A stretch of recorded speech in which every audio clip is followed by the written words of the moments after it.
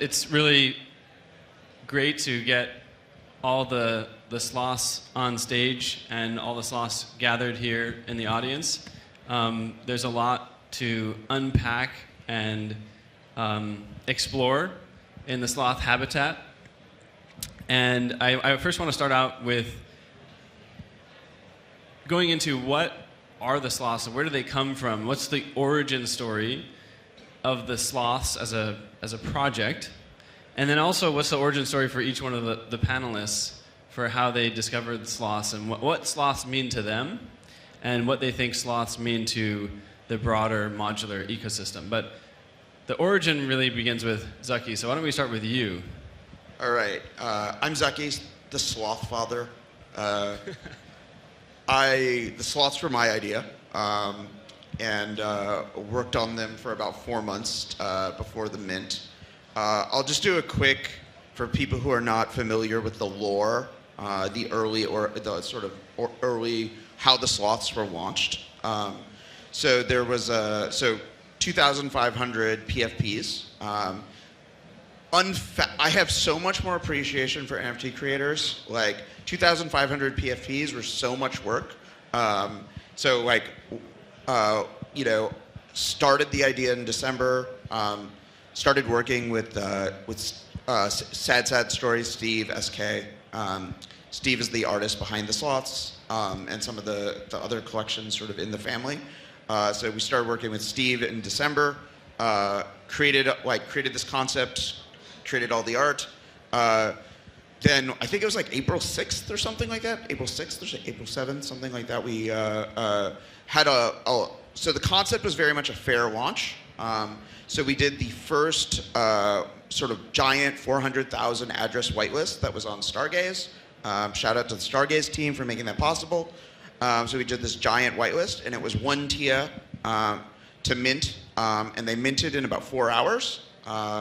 I'd been up literally the entire night getting this ready, so I slept through most of the mint, and started the trend towards laziness. And then the next day, Stefan from Noble came up with the lazy morning concept. We fired up a Discord. Everyone was like, a lot of people before launch were like, hey, how is this thing going to even work without any marketing or hype ahead of time? It was sort of a stealth launch. And if you just had to follow me on Twitter, and then Nick tweeted about it and it kind of blew up to find out about it. But yeah, and now the community has been going strong since then, and lots of new people, these fine people, have joined, and they all have their own origin stories about how they got involved in the community. And I think we really my motivation for creating it was, I've been involved in the Celestia project in one way, shape, or form since 2019, and I really wanted to create sort of a cultural institution, and it's going pretty well, which is definitely a new hat for me to wear, but it's been fun. Awesome. Yeah, I guess Saki, you have a weird path. I think we were talking about it just before. He went from founder to NFT influencer, and it's usually the opposite, right? So yeah, no, for me, I think I found the slots because I saw that Nick made them his PFP. So congrats, Nick. He's definitely very lazy. And then I also saw that Andy from the Rollup, I think he also did it, and I was like, okay, these guys are up to something. Let's. I didn't actually get to mint, but I bought some pretty early, right after they minted. So also got pretty lucky, I guess, too. It was super late for me. I think I also had to go to sleep. So yeah, definitely it's nice to see that everyone's story is sort of somewhat related to sleep. And then I also started managing the Twitter account. I just randomly as an anonymous guy DM'd Saki, and I was like, hey, you seem like you need help. So yeah, and it's been community run ever since. And I'll pass on the word to Jermund because I'm sure he has a cool story too. Thank you. Yeah, I also did not join the mint because I was asleep. But yeah, I just saw all the buzz on Twitter. Is it closer? Okay. Yeah, I just saw all the buzz on Twitter and immediately felt the FOMO. But what kind of got me really into this was more like the whole modular thesis has sort of resonates a lot with me. I think it's sort of the way to do like the whole app chain thesis. The modular thesis, sort of how you do that in practice and at scale. And yeah, I'm a developer, so, and as everyone knows, developers are super lazy, so it's just, yeah, it resonates on every level for me, essentially. And yeah, during the Celestia hackathon, that was quite recently, I started building like a lazy chain for fun as a secondary project that I did. And yeah, just been somehow involved in all of this after that. It's been a fun, not so lazy journey, actually, but yeah. Did you fall asleep after you minted, or no? Oh yeah, sorry, yeah. So I just immediately when I woke up and casually scrolled Twitter and got the FOMO, I just had to buy a couple. Okay. So I'm coming from cryptography and encryption background, which is pretty weird. So I'm founder of Fairblike, and one of our challenges is that when you talk about encryption in the space, people think about like Tornado Cache or things that are not really making sense for like real users. But in the real world, we have encryption in all of the institutions for all of the applications, and I'm a really big believer of like on-chain encryption. And I was always impressed by how Crypto Zombies educated a lot of developers in a very fun way and in an interactive way. So I was like really working on gamification of our encryption modules and how we can have that. And so, I don't know, I was sleeping and I saw Zach in my dream, and he told me that we can use this kind of modular talent opportunity that we have here to build games using encryption and using the community to show a very different aspect of encryption. So with encryption, you can have like on-chain games, multiplayer games, which is like a very different kind of story that people can have like a very tangible experience of what you can actually do with encryption. I love it. That's a great background. My own origin story about Sloths is I happened to be online and I saw someone tweet about the Mint. I think it was some Stargaze employee, or maybe it was a Stargaze account. And I was like, I had heard rumors about it. Zucky was actually very good at keeping it a secret, believe it or not. A lot of people are like, oh, well, you had insight or something. That's how you got the Mint. I did not. I just was lucky. No one thought it would succeed. That was like the biggest thing. Like all of the people who knew about it, most of them didn't even bother to mint. Yeah, and luckily I also live in Hawaii, and so it wasn't that late for me. It was probably like 2 p.m. or I don't know, 3 p.m. So I minted, and I was like, this is sick. I immediately made it my profile picture, and then I just kind of signed off and went to sleep. And then I remember I woke up in the morning, and like the floor price had gone up like crazy, and everyone had minted, and it was really cool and astonishing kind of to see how quickly it took off. So I want to talk. I do eventually want to transition into talking about the lazy chain, but before we do that, I think I want to dive a little bit deeper into like this kind of connection between technology and community and culture, because I think this is really what Sloths, like the value they've brought to the modular community, is that modularity so far has just been about like a technical narrative, right? It's been about something that it's harder for people to relate to. And I think what Sloths have done is created this sort of like Schelling point for this mostly sort of technical narrative and community to gather around and create culture and have fun and to identify with, right? Like when you rock a Sloth PFP, it kind of is a flag that you stand for modularity and you're part of this broader community. And so I guess I want to just hear your guys' thoughts on that connection and what you think the Sloths mean and what value they bring to the modular community generally. I wouldn't say that I've like fully understood what Sloths could be when I like came up with the idea, right? I thought that yes, that there would be like, there was a need for a little bit of a cultural like oasis, like rallying point, Schelling point, watering hole, etc. for the Celestia community. So like why sloths is probably so like, you know, when I started contributing to the Celestia project, it was called Lazy Ledger. Mustafa's original paper about the idea of the sort of modular blockchain was a paper called Lazy Ledger. The project was originally called Lazy Ledger. Lazy Ledger was a far harder project to raise money for than Celestia. But I always kind of had a lot of affection for and felt like a connection to that old Lazy Ledger name, and was sad that it was gone. And then like sloths are cute, adorable animals. I've always liked them. I felt like they were. But I think like one of the things that is sort of key to the success of a blockchain is a community tells a story together about why like a technical platform, why a technical architecture, why something is possible. And in the early days of cryptocurrency, when I got into cryptocurrency in 2013, it was very like that was a very common thing like around Bitcoin, Ethereum, different altcoins had their eras, and there was a lot of shared storytelling. And I think as we've gotten into the world of hundreds, thousands, tens of thousands of coins, it's become a lot harder.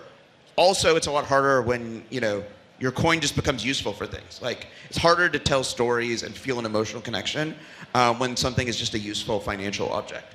And I think these PFPs can be a mechanism for us to all tell a story collectively about this modular vision, about verifiable computation, in a way that's like very accessible to people, because a bunch of stuff that like PhDs, computer science PhDs understand is not super accessible, but like we can all enjoy an adorable sloth picture.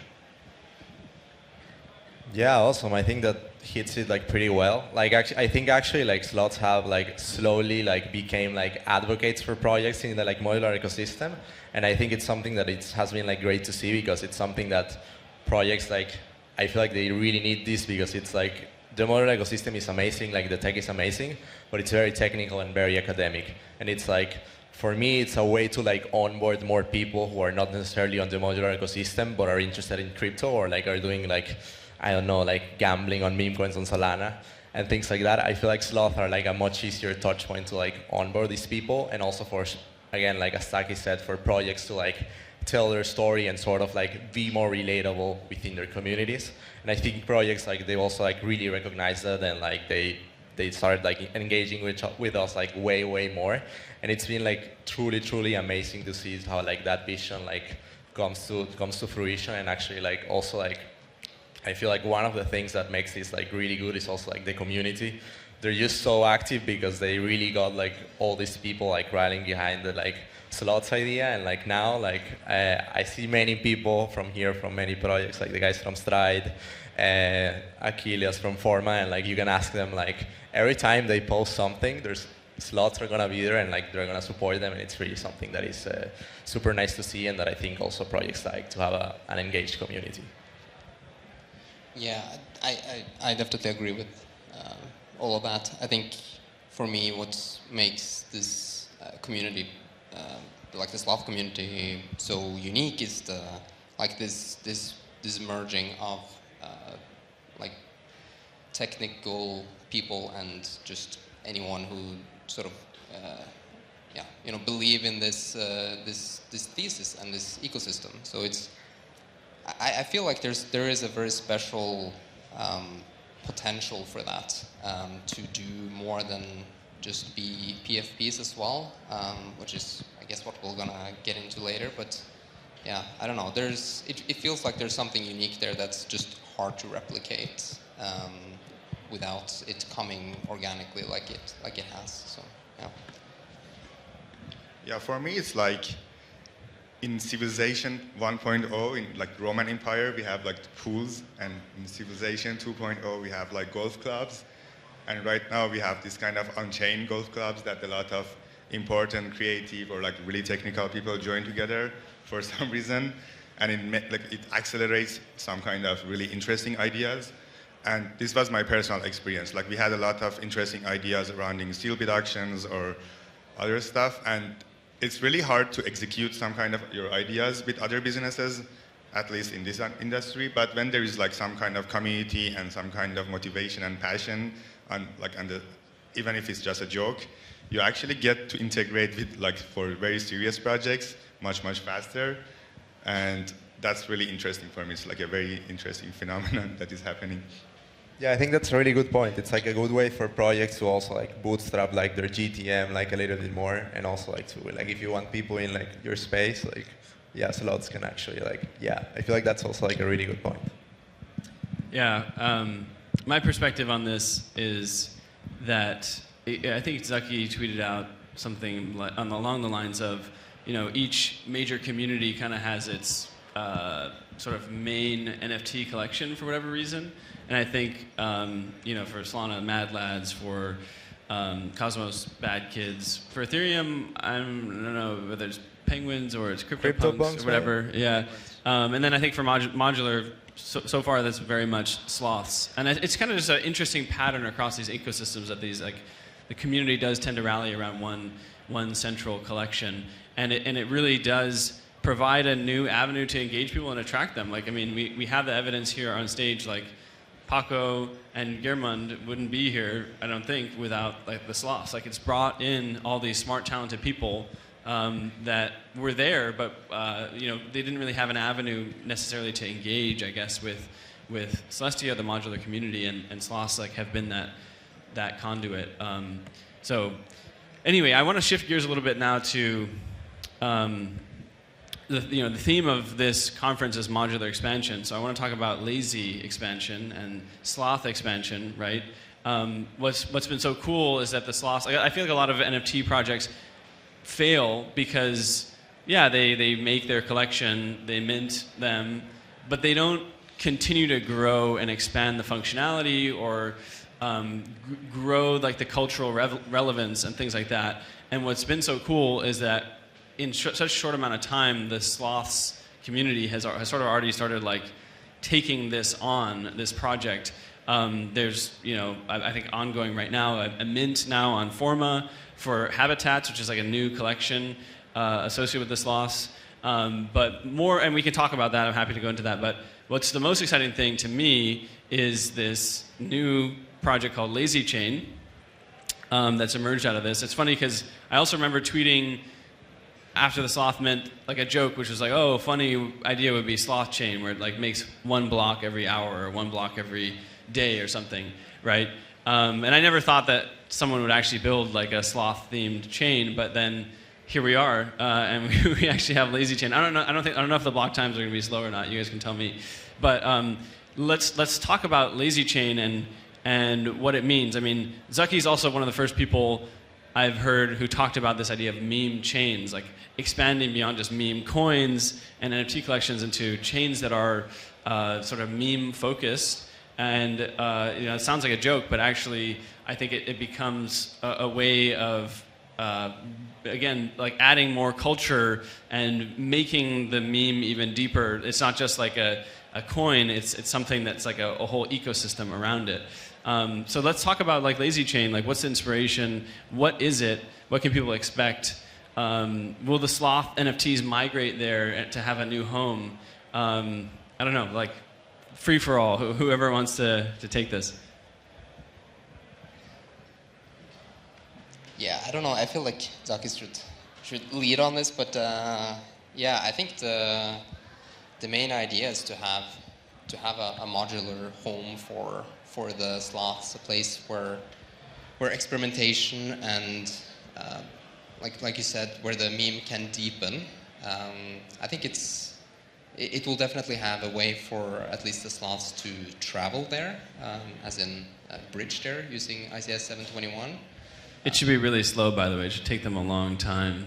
It really should to get there. Yeah, I think you guys should like think slower. I think we could like, of course, like this is just a joke, but it's like it would be fun to see like a chain with like 100-year blocks, and you can burn your NFTs or like whatever that way. But anyway, no, I think so. The way I see like Lazy Chain is, I think with a collection of like 2,500 like NFTs, you can only reach so many people, right? There are only like their collection can only be so big. And like with a meme coin, like it's also the same. You can there's so much you can do with the meme coin, and there's just not that much to do. And like this is like a natural cultural extension for like the Sloth collection. And also like I feel like it's a really good avenue for like modularity to onboard like users that have been like hard to onboard for like this ecosystem as well, which are like more like crypto like people, like maybe like more like crypto native people that like like they like to like do stuff with meme coins. They like to like speculate on things. Like they like to gamble. I'm also like that, so definitely not judging anyone. But it's like I feel like that this is the avenue to like onboard a lot of people into the ecosystem, and it can be sort of like that really like that first touch point and expand the collection without necessarily like diluting it and actively like accruing value to like those like 2,500 slots. And I'm definitely like very excited to see like this vision like come into fruition. And as Jermon said, it's all like a really big experiment. And I think if we also like manage to like build like a really strong community like we already have and like expand this, I think it could also be like a really good way to like support projects building modular with our community and send them to like like help them with GTM and sort of like make it like way easier for them to like build whatever pretty much. So I guess the way I think about lazy chain and in general integrations between slots and the modular ecosystem is imagine if the only way you could engage with slots is kind of like what people have done in the past. You can like have a Discord role, you can like prove membership of slots, like we can engage with them on social media. Okay, like this is gonna run out of steam. Like there's only so much that you can do there. But what if you can launch an app and like onboard a community of people who are Fairblock is trying to bring apps to market that show the power of their encryption technology, and do it in a way that is like direct to users rather than sort of like B2DAO or B2C or B2B sales. The way sort of infrastructure technologies. Like, what if you can create like fun, engaging experiences? And I think a lot of founders who are building in the modular ecosystem are looking for these opportunities to engage with end users. Like infrastructure technology and crypto in general has this problem of it being like many layers buried below users, and like the only way in which people really experience it is like talks at conferences, and they go to a party sponsored by the infrastructure company, but like nothing that they can really use. So I think the reason why there's like been a couple of guiding principles for me. One is we are a very long way from having the Sloth chain, because I think there are going to be many chains. But lazy chain is a great starting point. And there's like a ecosystem of projects that are like ripe for it. But it's not like we're going to like migrate to one chain and this is going to be like the only chain and everything has to like be there. That's like not in the spirit of modular expansion. The spirit of modularity is the spirit of abundance. That like an endless number of chains, an endless number of apps, and an endless number of experiences. And slots need to embrace as a concept this idea. So we do things on Forma. We're gonna build, seed and build out lazy chain. I'd like to do something on Initia. I would like to see integration after integration after integration. And what's the point? The point is to continue to give people an accessible place to access this information, like infrastructure technology, to engage with it, to be excited about it, without just sort of treating it as like, a bunch of like sort of passionless computer interfaces. Thanks, Lowen. Yeah, for me, I think for having a long-standing, healthy community, like a soccer club, you can have the fans, but you still need the game. You need some fuel to talk about and some jokes. And when you launch an NFT, it's already done. You should make it alive, keep it alive. And the other thing that I found it really interesting was CryptoKitties, because it was the first time that it highlighted the problems, deep problems that we had in the infrastructure level in Ethereum. It highlighted the MEV problem, and it even changed the whole roadmap in Ethereum. So there is two sides of the things. When you have this kind of games, you can make a lot of experimentations, keep the community engaged, make a lot of like encryption-enabled games. Even with CryptoKitties, it failed because like the breeding algorithm can be reverse engineered, so you can encrypt it and I don't know, keep doing that. But there's the other side of the thing, which is when there's a lot of people engaging with that, it's like inside of your mind, you're thinking about that, you're interacting with that, you're testing that, you actually find out about very deep problems, very technical problems. Yeah, I feel like the ability to do these things is to me, it feels like the core of like the modular thesis. No, it's like to be able to make these experiments to like implement, fair block on with this, and to add all these experiments and games and whatever. Like if we were to do like the original, the old route with like spinning up a chain with all with a full validator set and having to do all that stuff, it just wouldn't work out. It would probably end up with some sort of coin going to zero. And yeah, I feel like this sort of showcases also like just the ability for like an NFT collection to spin up the chain, do whatever they want to do with the requirements that they have, be that slow blocks, be that some special integrations, build new stuff that you just can't do anywhere else.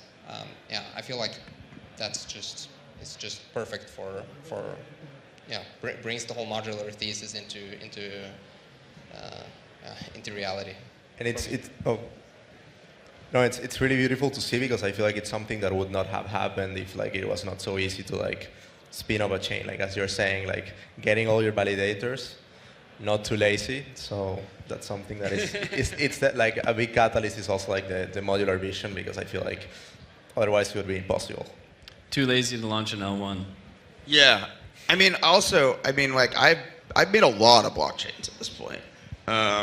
And this is true. They usually are been like multi-year journeys to like even get, I think like probably the fastest I've launched a blockchain is like probably under a year from like conception to launch. And I think if we can do lazy chain in like a month, that will be a great demonstration of what is possible. But I think it's just about, it's also about by like reducing all of this stuff, we can build blockchains in a much more community-oriented way. Like you don't need a VC round to build a blockchain if you can build it quickly with like minimal resources. And I think this like gets us closer to that community computer vision, like sort of community computer vision. And like why I think actually meme chains actually have a really important role to play, because they are a way of bootstrapping a community-owned platform without like a lot of sort of capitalist, fundraising and capital and like interacting with capital markets pre-launch.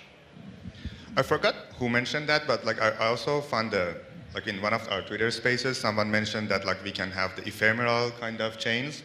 And it made a lot of sense to me, because like in all of the actual games, like, I don't know, Call of Duty, when you're playing, there's a lobby, there's a like temporary server that everyone joins that.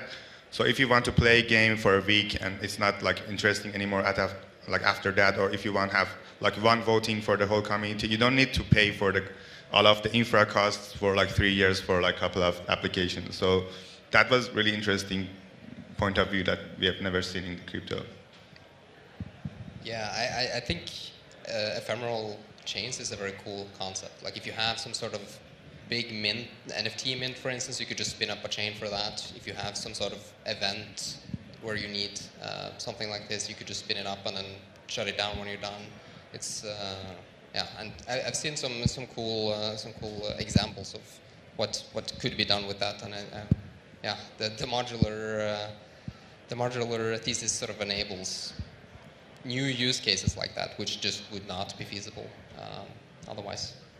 Yeah, I think like the use cases are like endless. Honestly, like what we could do in like lazy chain, honestly, it's I feel like the full spectrum is like really broad, but I feel like it's just about like like trying new things, like seeing what works and also like what doesn't. Like as Sagi was saying too, like maybe like doing like a fair launch and like trying to see like what's the best way to to like actually like launch a token nowadays, because like there's like a lot of like debate around that topic, and I feel like it's not like a recipe. It's not like, oh, you do this and it's gonna be successful, but it's like, how can we actually like try new stuff that might work?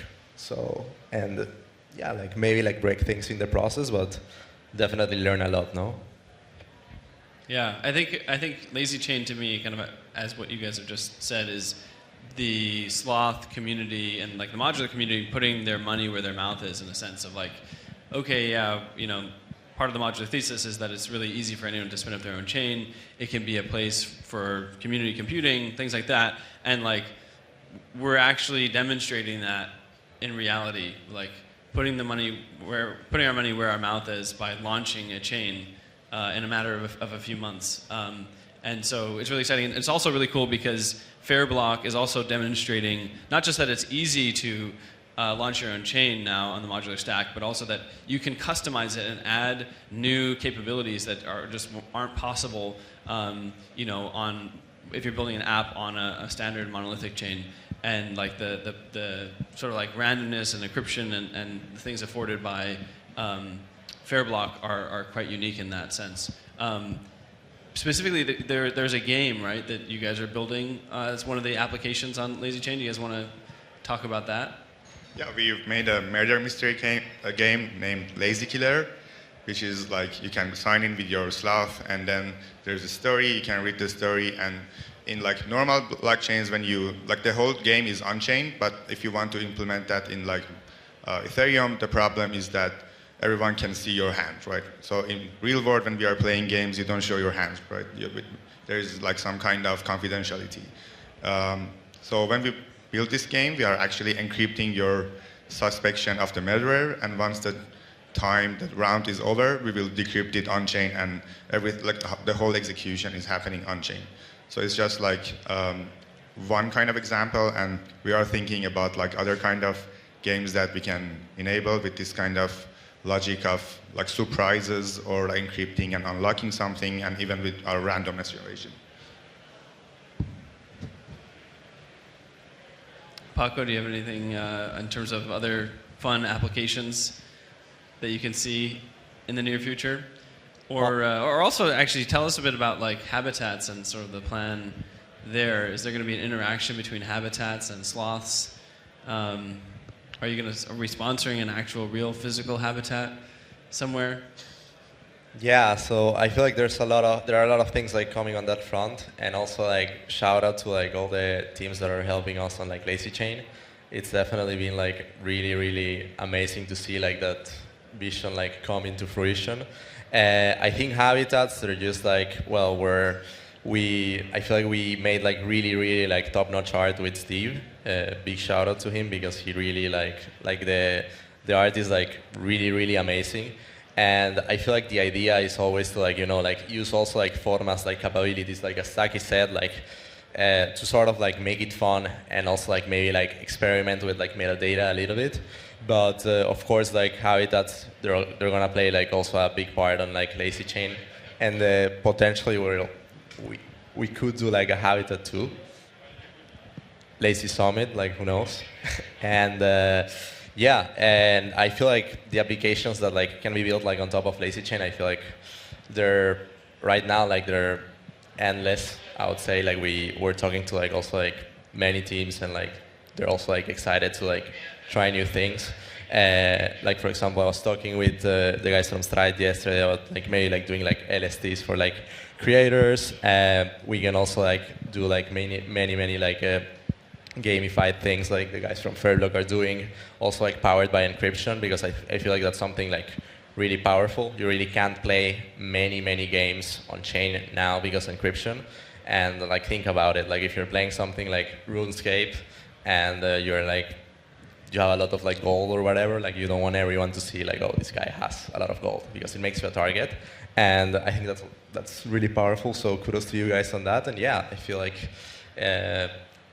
the things that we're going to build on Lazy Chain are going to be very fun and also like awesome. All right, guys. Well, we're coming up on the end of the panel. So do you guys have any last thoughts or messages for the Sloth community, the modular community at large? So I think the biggest thing that people should take away from this is sloths are not just about airdrops. That there's a larger experiment that is, I think, somewhat unique in terms of like where sloths appeared in the life cycle of the project, how sloths are like being integrated into the general culture of modularity and Celestia. And you know, this is a really fun and exciting community to be part of. There will be ups and downs and dramas and all kinds of stuff, but the sloth journey is just beginning.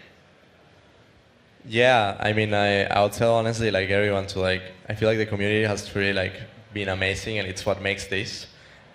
So I'm very happy for that, and I feel like yeah, we got a long road to like go through.